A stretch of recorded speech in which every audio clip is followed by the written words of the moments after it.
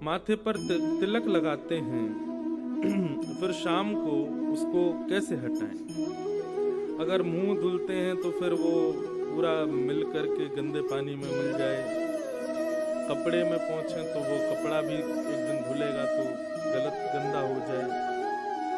अगर इस प्रकार की भावना से हम तिलक नहीं मिटावें तो ऐसे कई हमारे अंग पर भी भगवत संबंधी वस्तु आती हैं जिनको हमें कुछ दिन बाद त्यागना पड़ता है। जैसे मंदिर गए, माला पहना दी, अब उस माला को पहने कहाँ घूमे हम, क्यों, कब उतारें, कैसे उतारें, क्या करें, तो वहाँ भी विचार करना पड़ता है।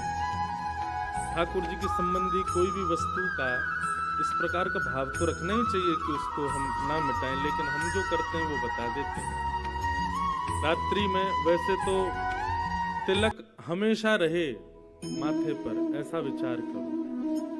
कई जगह ऐसा कहते हैं शाम को मिटा दो, नहीं।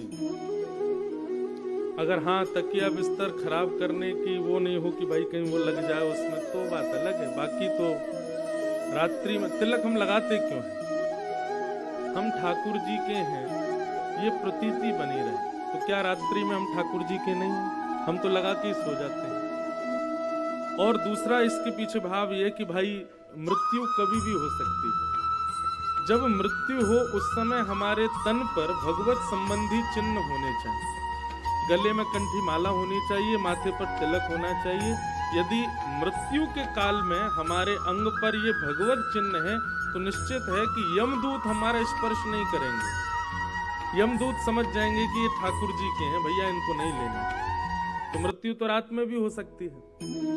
बढ़िया है, अच्छा है कि रात में तिलक लगा ही रहने दो, सवेरे बस सीधे स्नान करो, स्नान के बाद दूसरा नवीन तिलक लगाओ। लेकिन फिर भी भाव आता है सुबह भी स्नान तो करना ही, क्या करें। हम तो थोड़ा जल लेते हैं और जल से तिलक वहीं घुमा करके थोड़ा उसको ऐसे पूरे माथे पर ही। अब एक और चीज है कि जो तिलक हम लगाते हैं, कई जगह सिंदूर का प्रयोग करते हैं लोग, वो मिटता ही नहीं है।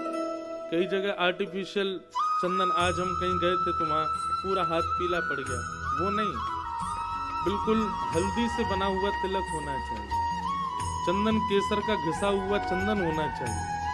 ऐसे तिलक चंदन अगर आप प्रयोग करते हैं तो उसमें जल लेकर के आप अपने ही मस्तक पर अगर थोड़ा लगा लेंगे तो वहीं पर ही व्यवस्थित हो जाएगा। फिर नवीन चंदन विराजमान करने के लिए हम भगवत स्मरण करके अपना मुख धो सकते हैं, ठाकुर जी का स्मरण करके उसका त्याग कर सकते हैं। उसमें कोई ऐसा विचार भाव नहीं है।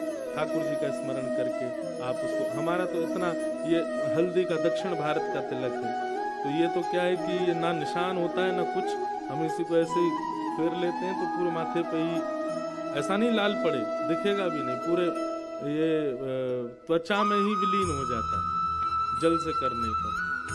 बाकी भगवत स्मरण करके आप मिटाएं, उसमें कोई दोष नहीं। ऐसे तो फिर मंदिर में झाड़ू ही मत लगाओ, क्यों? मंदिर में सब सामग्री ठाकुर जी की है, ठाकुर जी को नहलाओ, नहीं शंकर जी पर जल डालते हैं, वो भी नाली में कहीं ना कहीं तो जाता है। तो इस प्रकार भाव रख के ठाकुर जी को प्रणाम करके हम उसको अगर शुद्ध जल से थोड़ा इस प्रकार भाव रख के हटाएं तो कोई दिक्कत नहीं। बाकी लगा के ही सो जाओ, कोई दिक्कत नहीं। रात्रि में भी तिलक अंकित रहे मस्तक पर, क्या पता कब यमदूत आ जाएं, तो कम से कम तिलक देखेंगे, कंठी माला देखेंगे तो यमदूत स्पर्श नहीं करेंगे। इसलिए तिलक निरंतर है। और केवल यमदूत की बात नहीं है,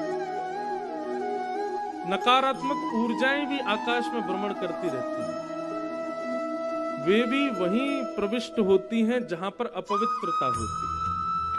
और सबसे ज्यादा नकारात्मक ऊर्जाएं रात्रि में ही भ्रमण करती है। इसलिए रात्रि के काल में यदि माथे पर तिलक लगा रहे तो उसमें कोई दोष नहीं। पर ब्रह्म मुहूर्त में सुबह भी जब स्नान आदि करो तो भगवत स्मरण करके उसका भाव रखो तो कोई उसमें दोष नहीं। जल के प्रति गंगा जी का भाव रख लो, गंगा जल से मुख धो लो, कोई उसमें दोष नहीं। और ज्यादा समय तक बिना तिलक के रहना नहीं चाहिए। मुख धोया, स्नान किया, तुरंत दूसरा तिलक लगा लो, तुरंत तिलक अंकित अपने मस्तिष्क पर करना चाहिए। तो ऐसा कर सकते हैं, जल में गंगा जी का भाव रख के या गंगा जल से आप अपना मुख धो सकते हैं, तो उसमें तिलक मिल जाएगा तो कोई दोष नहीं होगा।